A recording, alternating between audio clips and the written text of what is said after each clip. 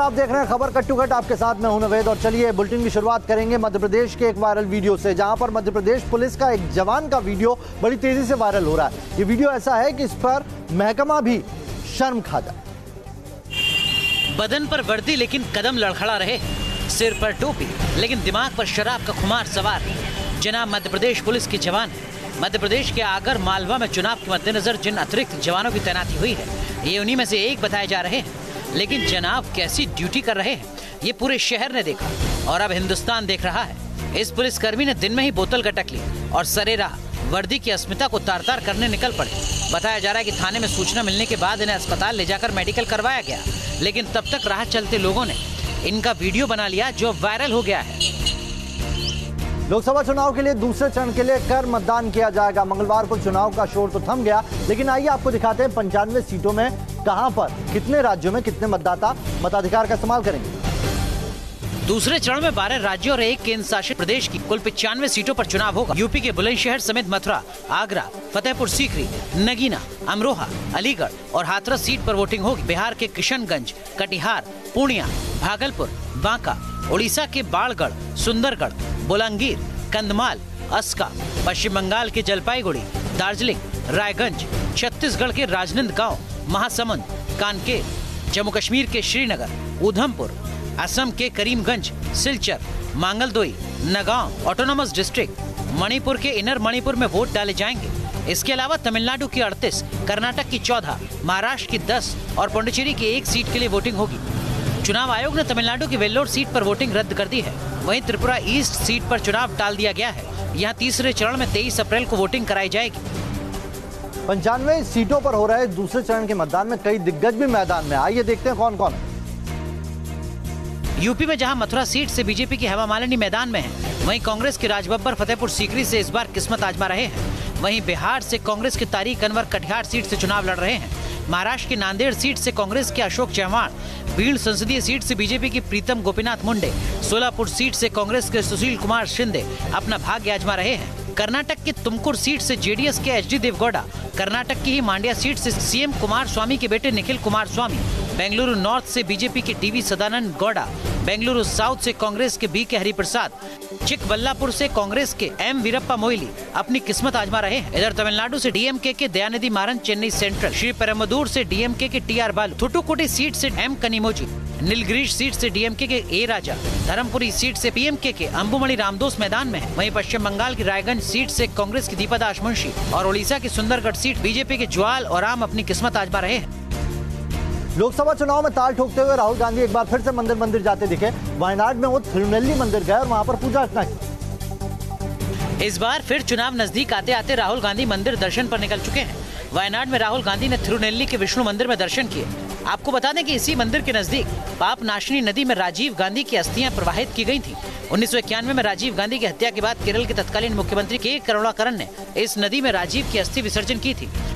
कुछ लोग ये भी कह रहे हैं कि वायनाड में राहुल की मंदिर यात्रा का मकसद वोट बैंक साधना भी है। वायनाड लोकसभा सीट पर अल्पसंख्यक और हिंदू आबादी तकरीबन बराबर है। आईयूएमएल के समर्थन से राहुल को अल्पसंख्यक वोट मिल सकते हैं, तो शायद मंदिर दर्शन से बहुसंख्यक वोट भी हासिल हो जाए। चुनावी समर में एक बार फिर से प्रधानमंत्री नरेंद्र मोदी और राहुल के बीच टक्कर देखने को मिली। राहुल ने जहां मन की बात पर निशाना साधा, तो वहीं प्रधानमंत्री नरेंद्र मोदी ने मजबूत और मजबूत सरकार पर चुनावी वार किया। केरल के कन्नूर में राहुल गांधी ने मन की बात पर तंज कसा। I am not here to tell you my मन की बात. I am here to understand what is inside your heart, inside your soul. Rahul मन की बात पर बोले तो मोदी ने फौज के सहारे कमजोर और मजबूत सरकार का फर्क बयां किया। जब सरकार में दम होती है तब नेता नहीं बोलते, फौजियों की उंगली बोलती है, फौजियों की उंगली चलती है। गोलियों की बौछार होती है, दुश्मनों के सीने चीर लेते हैं। पूरे देश को 23 मई का इंतजार है, क्योंकि 23 मई के नतीजे ही तय करेंगे देश की जनता ने किस पर भरोसा किया, मोदी या राहुल।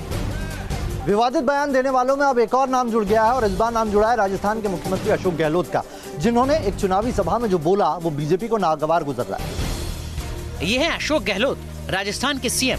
किसी पर्चे के मोहताज नहीं है गहलोत, लेकिन दौर चुनावी है और चूंकि बिहार विवादित बयानों की बह रही है तो अशोक गहलोत भी पीछे नहीं रहे। बीजेपी पर निशाना साधते साधते गहलोत ने राष्ट्रपति कोविंद के चुनाव को लेकर भी सवाल उठा दिए। चुनाव गुजरात के आ रहे थे, वो पहले घबरा चुके थे कि हमारी सरकार गुजरात में नहीं बनने जा रही है, तो एक के बाद एक अमित शाह जी के हथकंडे सामने आए। उन्होंने सलाह दी होगी, मेरा मानना रामनाथ कोविंद जी को बनाया जाति समीकरण बैठाने के लिए, और अडवाणी साहब छूट गए। गहलोत के बयान के बाद बीजेपी हमलावर हुई और बयान को गैर जिम्मेदाराना करार दिया। आइए आपको बताते हैं कि किस तरीके से आजम खान पर पहले से बैन लगा हुआ है। अब उसी पर टिप्पणी दे रहे थे मुख्तार अब्बास नकवी और वो ऐसा कुछ कह गए जिस पर उन्हें केस का सामना करना पड़ेगा। गाली गैंग का मुगाम्बो बनने का कॉम्पिटिशन चल रहा है और ये गाली गैंग तब खुश होता है जब महिलाओं का अपमान करता है, भारत माता का अपमान करता है, देश के सम्मान और स्वाभिमान का अपमान करता है, देश के सुरक्षा बलों का अपमान करता है। लेकिन एक बात तय है कि इन सारे अपमान का बदला देश की जनता, प्रदेश की जनता और विशेष तौर से रामपुर की जनता सूद ब्याज के साथ ये था केंद्रीय मंत्री मुख्तार अब्बास नकवी का वो आपत्तिजनक बयान जिसके निशाने पर थे आजम खान, और इस बयान के चलते केंद्रीय मंत्री के खिलाफ आचार संहिता के उल्लंघन का मामला भी दर्ज हो गया। वहीं आजम खान को गलत भाषा का इस्तेमाल करने के चलते चुनाव आयोग से एक और नोटिस मिला। प्रधानमंत्री नरेंद्र मोदी और फांसीवादी ताकतों का जिक्र करने को लेकर आजम खान को नोटिस भेजा गया है। साथ ही आजम खान को नोटिस का जवाब देने के लिए 24 घंटे का वक्त भी दिया गया है। भोपाल लोकसभा सीट से दिग्विजय सिंह के खिलाफ कौन बीजेपी की तरफ से चुनावी मैदान में उतरेगा, इस पर आखिरकार फैसला हो ही गया और बीजेपी ने साध्वी प्रज्ञा ठाकुर को मैदान में उतार दिया। चुनाव लड़ेंगे और विजयी होंगे। नहीं, मेरे लिए कोई बड़ी चुनौती नहीं है। 10 साल से वो मुख्यमंत्री रहे हैं और 20 दिन पहले उनका टिकट तय हो गया है। हमारे साथ शिवराज जी हैं और शिवराज जी 15 वर्षों तक सीएम रहे। साध्वी प्रज्ञा को पूरा भरोसा है कि वो अपने सियासी करियर के डेब्यू मैच में छक्का मारेंगे और वो उनके अंदाज से साफ झलक रहा है। लेकिन कांग्रेस की तरफ से दावेदार दिग्विजय सिंह है। यूं तो ये सीट बीजेपी का गढ़ मानी जाती है, लेकिन कांग्रेस ने यहां से दिग्विजय को उतार कर ये चुनाव दिलचस्प बना दिया। यही वजह है कि बीजेपी को इस सीट पर अपना उम्मीदवार घोषित करने में इतना वक्त लग गया और आखिरकार साध्वी प्रज्ञा के नाम पर मोहर लगी। मालेगांव ब्लास्ट में नाम आने के बाद से चर्चा में आई थी साध्वी प्रज्ञा। इसी मामले में 9 साल तक जेल में रही। साध्वी को दिग्विजय के खिलाफ मैदान में उतारने की एक बड़ी वजह ये भी है कि दिग्विजय सिंह ने हिंदू आतंकवाद को लेकर कई बार बयान दिए। ऐसे में पार्टी ने एक हिंदुत्व के चेहरे को उतारकर अपने वोट बैंक को साधने की कोशिश की है। इधर साध्वी प्रज्ञा के चुनावी मैदान में उतरने पर दिग्विजय सिंह ने उनका स्वागत किया। उनसे खास बातचीत की हमारे संवाददाता जितेंद्र सिंह। किस प्रकार की चुनौती है प्रज्ञा की? वही चुनौती है जैसे कोई भाजपा का और उम्मीदवार होता। सर वो ये कह रही है कि धर्म और अधर्म की लड़ाई है। इस बार मुझे कुछ नहीं कहना। सर वो ये कह रही है कि सर आपने प्रताड़ित किया, ऐसा उन्होंने आरोप लगाया। को प्रताड़ित किया, आपके ट्वीट के बाद उनका ये कहना है। ये सारी बातें जो आप उनसे पूछिए, प्रमाण लीजिए। सर तो प्रज्ञा किसी प्रकार की आपके सामने चुनौती बनकर आई? जो भी भाजपा का उम्मीदवार होता वो भी चुनौती होता। सर कितने का दावा किया जाए अब भी जीत का? ये जनता पर निर्भर करता है। लेकिन सर वो लगातार आरोप लगा रही है कि आपने प्रताड़ित किया उन्हें। प्रमाण सहित रखे। तो इस चुनावी महासमर में भोपाल की सीट वाकई दिलचस्प हो गई। वैसे आइए अब आपको चुनाव की कुछ और दिलचस्प तस्वीरें दिखाते हैं। वोट करना हर किसी का कर्तव्य है, लेकिन कुछ लोग इससे 2 कदम आगे बढ़कर वोटर्स का उत्साह बढ़ा रहे हैं। ऐसा ही एक वीडियो जबलपुर से सामने आया, जहां पर एक लड़की अपने सुरों के सहारे लोगों से वोट करने की अपील कर रही है सच्चा राष्ट्र बनाना, अपना फर्ज निभाना, बूथ तलक तुम जाना। तस्वीरें हैं मध्य प्रदेश के दमोह की। यहाँ कांग्रेस प्रत्याशी प्रताप सिंह लोधी नामांकन के लिए जा रहे थे, लेकिन इसी बीच उनके साथ एक बंदूकधारी चल रहा था। ये शख्स बीच सड़क पर हथियार की नुमाइश कर रहा है। सोशल मीडिया पर ये वीडियो तेजी से वायरल हो रहा है। लोकसभा चुनाव में किसी तरह की धांधली ना हो, इसके लिए चुनाव आयोग काफी सख्त हो गया है। बुधवार को राउरकेला में मुख्यमंत्री नवीन पटनायक के हेलीकॉप्टर की चेकिंग की गई। इसके अलावा कर्नाटक के शिमोगा में मुख्यमंत्री कुमारस्वामी के चॉपर की भी चेकिंग हुई। चुनाव में उतरी सांझी विरासत पार्टी नाम के दल ने अपना मैनिफेस्टो जारी किया। मैनिफेस्टो में शराब के दाम आधे करने का दम भरा गया। पार्टी के अध्यक्ष उत्तर पूर्व दिल्ली सीट से चुनावी मैदान में है। एमपी चुनाव में भी पार्टी ने उम्मीदवार उतारे थे। वो अलग बात है कि सभी 11 उम्मीदवारों की जमानत जब्त हो गई थी। तो चुनाव आयोग ने उत्तर प्रदेश के मुख्यमंत्री योगी आदित्यनाथ पर प्रचार को लेकर 72 घंटे का बैन लगाया। लेकिन इसी बीच योगी आदित्यनाथ आज कई बार तस्वीरों में दिखाई दिए। वो आज हनुमानगढ़ी पहुंचे, अयोध्या दर्शन किए, पूजा पाठ किए और दिन भर मीडिया का अटेंशन उन्हें मिलता रहा। अयोध्या के हनुमानगढ़ी में योगी आदित्यनाथ ने हनुमान चालीसा का पाठ किया। इससे पहले मंगलवार को भी योगी बजरंगबली की शरण में नजर आए थे। हनुमानगढ़ी पहुंचने से पहले योगी अयोध्या में एक गरीब परिवार के घर पहुंचे और घर के आंगन में जमीन पर बैठकर खाना खाया। इस दौरान योगी ने परिवार के लोगों का हालचाल भी जाना। अयोध्या से पहले लखनऊ में योगी आदित्यनाथ ट्रिपल तलाक पीड़िता से भी मिले, यानी प्रचार पर बैन के बावजूद योगी दिन भर सुर्खियों में बने रहे। इधर कांग्रेस प्रवक्ता प्रियंका चतुर्वेदी का एक ट्वीट आज दिन भर सुर्खियों में रहा। प्रियंका चतुर्वेदी ने अपने इस ट्वीट में कांग्रेस के अंदर के गुंडों का जिक्र किया। टीवी पर अपनी पार्टी कांग्रेस के लिए विरोधियों से लड़ती है, लेकिन ट्विटर पर प्रियंका ने अपनी ही पार्टी से नाराजगी जाहिर की है। प्रियंका ने ट्विटर पर लिखा कि मुझे बहुत दुख है कि कांग्रेस पार्टी के अंदर गुंडे जैसे तत्वों को उन कार्यकर्ताओं से ज्यादा तरजीह मिलती है जिन्होंने पार्टी के लिए खून पसीना बहाया है। मैंने पार्टी के लिए हर किस्म का विरोध सहा है, लेकिन जिन लोगों ने मुझे धमकाया वो पार्टी के अंदर बिना सख्त कार्रवाई के छूट जाते हैं। दरअसल प्रियंका का ट्वीट उस घटना से जुड़ा है जब मथुरा में उनके साथ कुछ कांग्रेसी कार्यकर्ताओं ने ही बदसलूकी की थी। पार्टी ने पहले इन कार्यकर्ताओं को निलंबित किया, लेकिन कुछ दिन बाद निलंबन वापस ले लिया गया। पार्टी की इसी नाम बराबर की कार्रवाई को लेकर प्रियंका यूं नाराज हुई हैं। सीपीआई के बेगूसराय से उम्मीदवार कन्हैया कुमार पर बेगूसराय की जनता ने आज जमकर भड़ास निकाली। उनसे कई सवाल किए गए। आइए आपको सुनाते हैं क्या था लोगों का विरोध।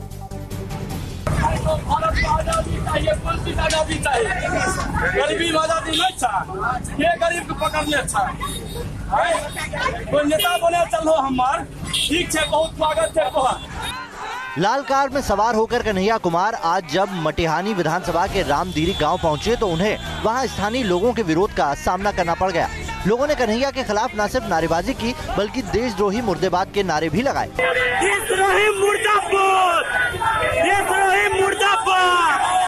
यहाँ मौजूद लोगों के सवालों के आगे कन्हैया कुमार की एक न चली और वो अपना रोड शो लेकर आगे बढ़ गए। बता दें कि कन्हैया कुमार सीपीआई की तरफ से बेगूसराय सीट से उम्मीदवार हैं। कन्हैया को बीजेपी के गिरिराज सिंह टक्कर दे रहे हैं। चुनाव में आपत्तिजनक और विवादित बयानों के बाद अब ट्विटर ने भी एक बड़ी कार्रवाई की है। मीडिया रिपोर्ट्स के मुताबिक योगी के एक ट्वीट को ट्विटर ने डिलीट कर दिया। सिर्फ योगी ही नहीं, कुछ और बीजेपी नेताओं के ट्विटर पर भी यह कार्रवाई हुई। अगर आप यूपी के सीएम योगी आदित्यनाथ के ट्विटर हैंडल पर जाएंगे तो आपको कुछ ऐसी तस्वीर नजर आएगी। 4 अप्रैल को मुस्लिम लीग को लेकर किए गए योगी के 2 ट्वीट उनकी वॉल से गायब हैं। दरअसल ट्विटर ने खुद ये कदम उठाया है। सिर्फ योगी ही नहीं, ट्विटर के इस एक्शन की जद में कुछ और बड़े नेता और हस्तियां भी आए हैं। मीडिया रिपोर्ट्स के मुताबिक केंद्रीय मंत्री Giriraj Singh, BJP IT cell के प्रमुख अमित मालवी, बीजेपी युवा विंग के अध्यक्ष हर्ष सांघवी, शिरोमणि अकाली दल के विधायक मनिंदरजीत सिंह सिरसा और अभिनेत्री कोयना मित्रा के कुछ ट्वीट भी डिलीट किए गए हैं।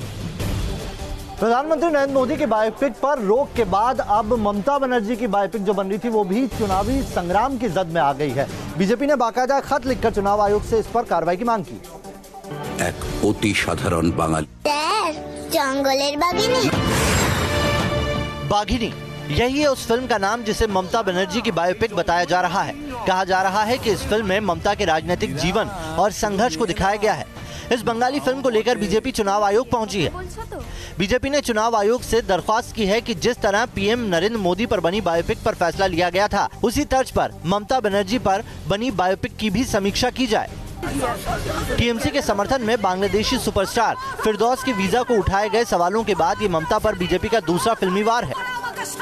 सोशल मीडिया में आज कौन कौन सी खबरें हुई वायरल, आइए देखते हैं वायरल कट टू कट में। पथरीला रास्ता, तीखी चढ़ाई और जंगल, इन सबको पार करते हुए आगे बढ़ रहे हैं हमारे आज के हीरे। ये रास्ता पहुंचता है अरुणाचल प्रदेश के कुरुंग गांव, जहां इससे पहले कभी भी पोलिंग बूथ नहीं बनाया गया था। इस गांव के लोगों को कई किलोमीटर पैदल चलकर जाना पड़ता था, लेकिन आईटीबीपी के जवान चुनाव आयोग के अधिकारियों के साथ गांव तक पहुंचे और पहली बार कुरुंग के बाशिंदे वोट डाल पाए। जवानों ने कुल 90 किलोमीटर का आने जाने का रास्ता 6 दिन में पूरा किया। इलेक्शन टीम ने कुल 25 किलोमीटर का रास्ता सीधी चढ़ाई के जरिए पूरा किया और इनके हौसलों की वजह से ही कुरुंग के 346 वोटर पहली बार अपने केंद्र पर वोट डाल पाए। तो आपने देखा आज का हीरो कौन था, चलिए अब देखते हैं viral cut to cut. Bollywood अभिनेता ईशान खट्टर का एक वीडियो दिन भर वायरल होता रहा। दरअसल ईशान खट्टर ने गलती से नो पार्किंग जोन में अपनी बाइक खड़ी कर दी थी, जिसके बाद पुलिस ने एक्शन लिया और ईशान की बाइक को जब्त कर लिया। ईशान ने चालान चुकाकर अपनी बाइक को छुड़ाया और साथ ही ये संदेश भी दिया कि कोई इस तरह के कानून का उल्लंघन ना करे। सोशल मीडिया पर आज एक और वीडियो वायरल हुआ। ये वीडियो एक गर्भवती महिला के अल्ट्रासाउंड का है, जिसमें गर्भ के अंदर जुड़वा बच्चों की हरकतें नजर आ रही है। वीडियो देखकर ऐसा लगता है मानो दोनों बच्चे एक दूसरे के साथ बॉक्सिंग कर रहे हों। ऑस्ट्रेलिया के रियल एस्टेट एजेंट का प्रमोशन वीडियो भी सबकी निगाहों में बना रहा। वीडियो में रियल एस्टेट एजेंट दिखाता है कि किस तरह क्लाइंट मकान को घर में तब्दील कर सकते हैं। वीडियो में मकान के आर्किटेक्चर के साथ ही साथ घर के अंदर परिवार के सदस्यों को भी दिखाया गया है। और आइए अब फायर कट टू कट में देखते हैं कहां आसमानी बिजली गिरी और कहां कार का शोरूम जलकर खाक हो गया। दिल्ली के महिपालपुर में बुधवार सुबह एक कार शोरूम में आग लग गई। फायर ब्रिगेड डिपार्टमेंट को करीब 5:45 बजे आग लगने की खबर मिली। इसके बाद फायर ब्रिगेड की गाड़ी ने मौके पर पहुंचकर करीब 20 मिनट में आग पर काबू पाया। इस हादसे में किसी के हताहत होने की खबर नहीं है। आग लगने की वजह भी अभी तक साफ नहीं हो पाई है। मध्य प्रदेश के बैतूल से एक रोमांचक वीडियो सामने आया है। मंगलवार शाम यहां मलकापुर इलाके में बेमौसम बारिश के बीच एक पेड़ पर आसमानी बिजली गिर गई। इसके बाद पेड़ धू-धू कर जलने लगा। करीब 50 फीट ऊंचे पेड़ में आग लगने के बाद ऐसा लग रहा था मानो आसमान से शोले बरस रहे हों। आग लगने की तीसरी घटना यूपी के नोएडा की है। सेक्टर 15 मेट्रो स्टेशन के पास पार्किंग में खड़ी एक कार अचानक से जलने लगी। आसपास के लोगों ने कार को जलता देख फायर ब्रिगेड को फोन किया। साथ ही जलती कार के पास खड़ी अन्य गाड़ियों को भी हटाया गया। कार में आग लगने की वजह साफ नहीं हो सकी है। मंगलवार देर शाम आए आंधी तूफान ने देश के कई इलाकों में लोगों पर कहर बरपाया। इस पूरी घटना में तकरीबन 50 से ज्यादा लोगों की जान गई। मंगलवार को आए आंधी तूफान के चलते सबसे ज्यादा नुकसान राजस्थान में हुआ है। राजस्थान में अब तक 24 लोगों की मौत हो चुकी है, जबकि 20 से ज्यादा लोग घायल हुए हैं। राजस्थान के प्रतापगढ़ और झालावाड़ में आंधी ने सबसे ज्यादा तबाही मचाई। मध्य प्रदेश में तूफानी हवाओं की चपेट में आने से 13 लोगों की जान चली गई। गुजरात में मरने वालों का आंकड़ा 9 रहा। राजस्थान सरकार ने मरने वालों के लिए 4 लाख रुपए के मुआवजे का ऐलान किया, तो प्रधानमंत्री राहत कोष से मरने वालों के लिए 2 लाख और घायलों के लिए 50,000 रुपए के मुआवजे का ऐलान किया गया। मौसम विभाग ने भी बुधवार को देर शाम से रात के बीच भी आंधी के साथ बारिश की आशंका जताई है। सिर्फ हिंदुस्तान ही नहीं, पाकिस्तान में भी इस आंधी तूफान का बड़ा कहर देखने को मिला। पाकिस्तान में 39 लोगों की जहां जान चली गई, वहीं 100 से ज्यादा लोग इसकी चपेट में आए। तूफानी हवाओं के साथ हुई बरसात ने पाकिस्तान पर भी कहर बरपाया। पाकिस्तान में कुदरत के इस कहर का बड़ा शिकार बना कराची शहर में 5 लोगों के मारे जाने की खबर है, जबकि 86 लोग घायल हो गए। कराची शहर के बड़े हिस्से में बिजली के खंभे गिर गए, जिसकी वजह से आधे कराची में ब्लैकआउट हो गया। कराची के साथ ही साथ लाहौर और पेशावर में भी तूफान की चपेट में आकर लोगों के मारे जाने की खबरें सामने आई है।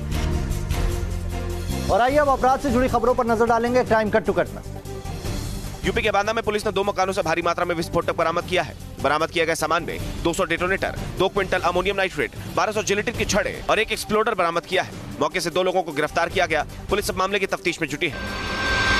दिल्ली में एक ऐसे गिरोह का भंडाफोड़ किया गया है जिसमें एक लड़का और लड़की शामिल थे। दिन में ये दोनों मजदूरी का काम किया करते थे और अंधेरा होने पर चेन स्नैचिंग के लिए निकल पड़ते थे। लुटेरों के मुताबिक गरीबी के चलते ये गुनाह को अंजाम देते थे। प्रयागराज में इलाहाबाद यूनिवर्सिटी में पुलिस ने छापा मारकर एक तमंचा और बम बनाने का सामान बरामद किया है। पुलिस ने तलाशी के लिए कुछ कमरों के ताले भी तोड़े। आपको बता दें कि 2 दिन पहले यूनिवर्सिटी में एक छात्र की हत्या हुई थी। इसके बाद पुलिस प्रशासन सख्त है। तो खबर कट टू कट में अभी के लिए इतना ही। बने रहिए न्यूज नेशन के साथ। यहाँ खबरों का सिलसिला कभी नहीं था।